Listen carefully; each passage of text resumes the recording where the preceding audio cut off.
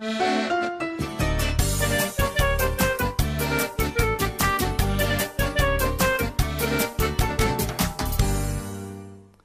and welcome to Films Not For Sale TV show. Today we have a guest from New York, Karen Irikian, and she's a producer and a festival programmer. So could you just say a couple of words about your experience in movie industry?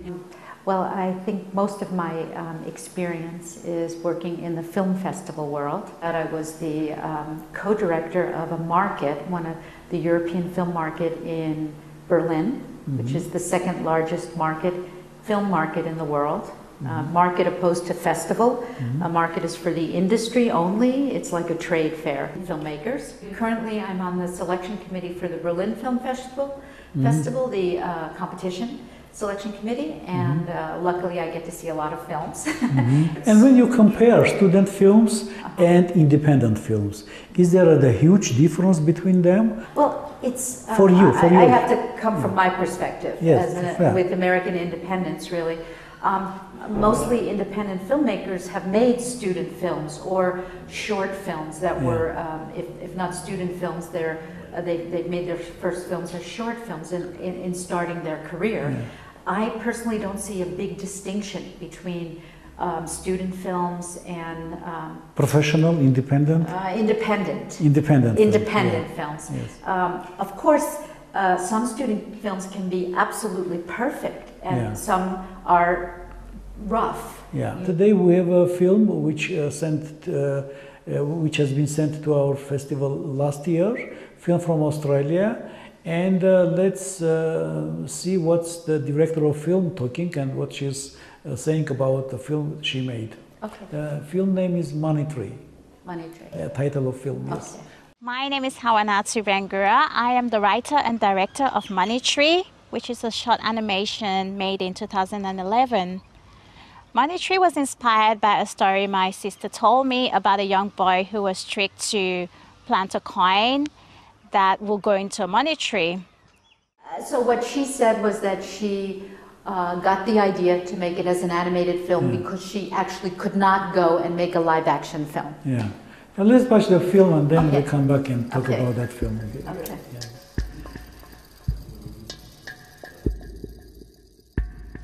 What's wrong? My money is not here. Oh, your money!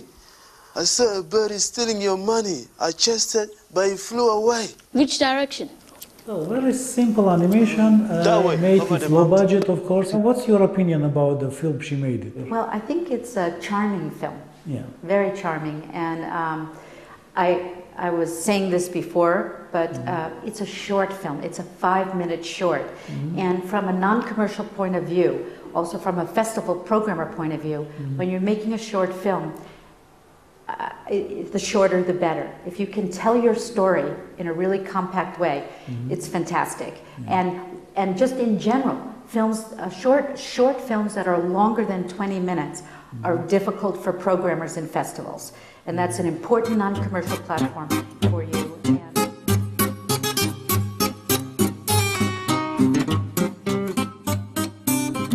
Today we have a guest with us who came from Holland, and he's Mr. Peter van Brooyen. Hello, Mr.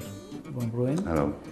And today we're gonna watch together a film from South Korea, and name is Last Word of Socrates. Let's watch that film and we'll talk about that independent movie next. Okay. 제가 이 영화를 제작하게 된 것은 다른 성인의 유언과 달리 소크라테스의 유언은 사람들이 무슨 뜻인지 이해를 하지 못하고 마치 미스테리처럼 남아있다면서 저에게 그 뜻을 가르쳐달라는 어느 분의 질문으로부터 시작되었습니다.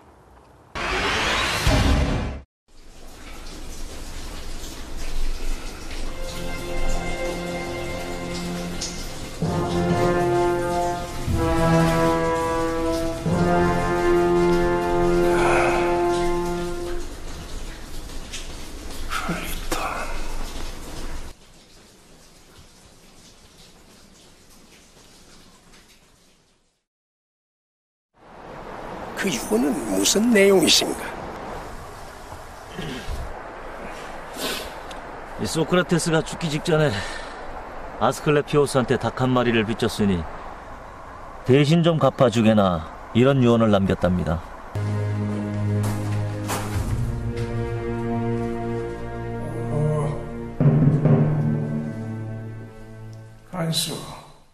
Your opinion on a film which took many awards, as we see in the different festivals?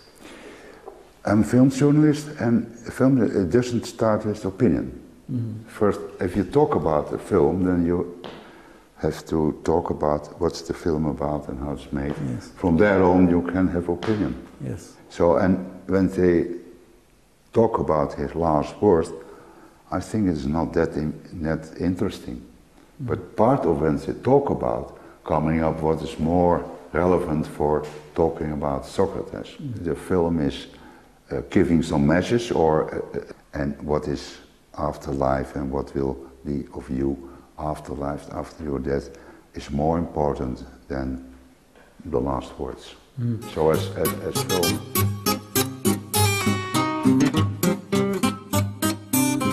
Let me introduce our guest today is Marco Müller. I've been in the festival manufacturing business for over 35 years. I started in 1981 when I created the first large-scale film event in Torino, and then I moved on to become the head programmer and then the director of the Pesaro Film Festival, the director of Rotterdam Film Festival, Locarno Film Festival, Venice for 8 years, and then Rome now finally. Usually those are beginners who are making non-commercial films, students and amateur filmmakers, and also professionals who makes films not for sale. Last year, both in Rome and in Venice, the Golden Award went to a first feature, okay, by two young Italian directors. Both films were released theatrically, and they didn't do much business in terms of business. But they did create a lot of attention for the new faces, because this is what is happening in general. I mean, the most difficult, the obstacle, the biggest obstacle is to try and put the first and second films of new directors in circulation. So in that sense, we are trying to devise new forms of new alliances, let's say, so that we can join forces and make sure that non-commercial distributors, every time that we try to create a virtual theater so that people outside of Rome, people abroad, could see some of the films that we have selected, some of the very bold, cutting-edge, challenging films. For that reason, we started that TV show. The name of that TV show is Films Not For Sale. So we are trying to present those works, which is not shown in cinemas, in movie theaters, to the general public in Armenia and in Los Angeles.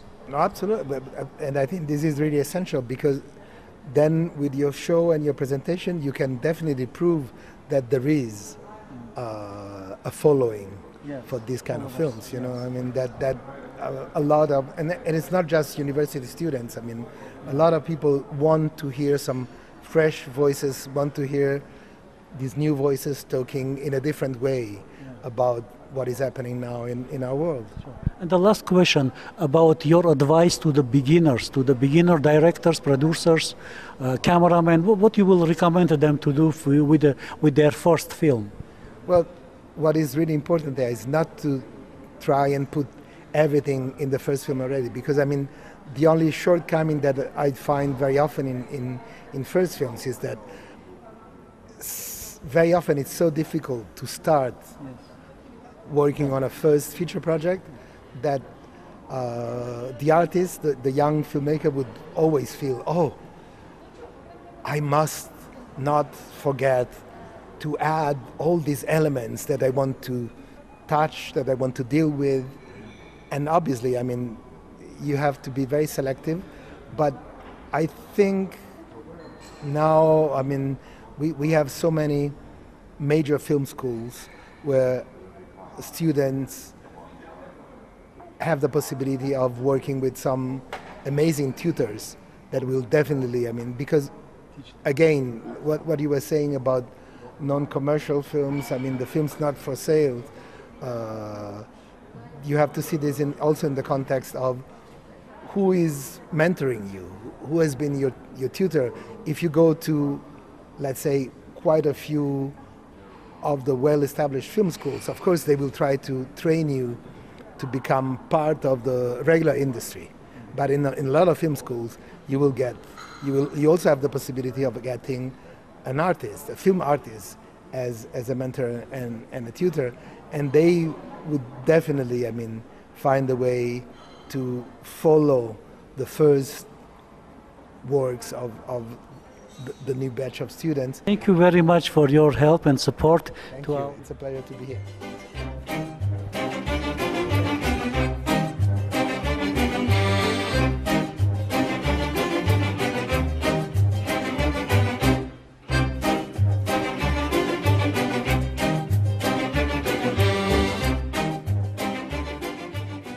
Кстати, с вами мы сегодня собираемся посмотреть фильм, который нам послан из России. Послушаем сначала его комментарий к своему фильму. Привет, меня зовут Хачик Василян.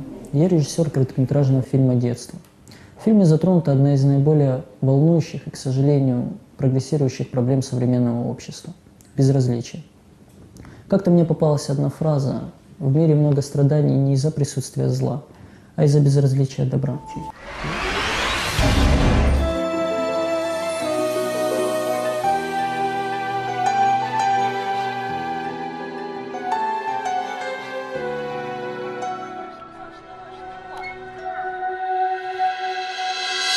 Оля! Марш домой! Твой плачет!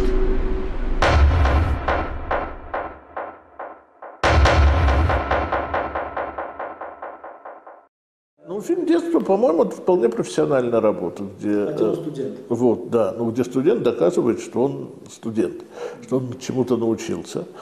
Вот.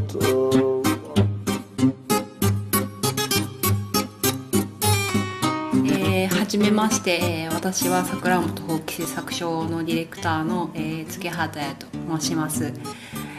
私は美術大学1年生の時に、チェコアニメを見て、アナログ手法で作られるアニメーションにとても、興味を抱きました。作品の題材は私が主に、小さい頃遊びに行っていた、土地の出来事が主です。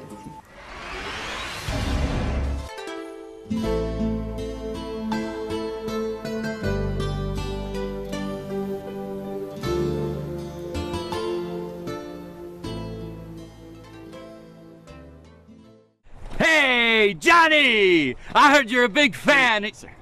Huh? Jimmy. Hey, Jimmy! I heard you're a big fan, so I want to invite you to come to sunny Hollywood to spend the day with me. Today is opening of NOFI Festival in Yerevan, and our guest is head of jury, actor and producer Ken Davidian. Well, I'm excited, just like I was in Los Angeles, because there's a lot of people like the students and the non-professionals that have submitted, what is it, over 300 films that they've given to us to watch.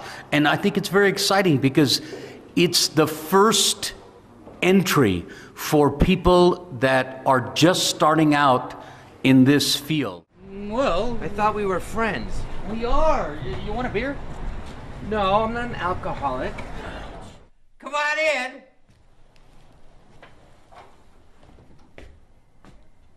What the fuck? You didn't say anything about two dudes. It's not two dudes, it's just one and a half.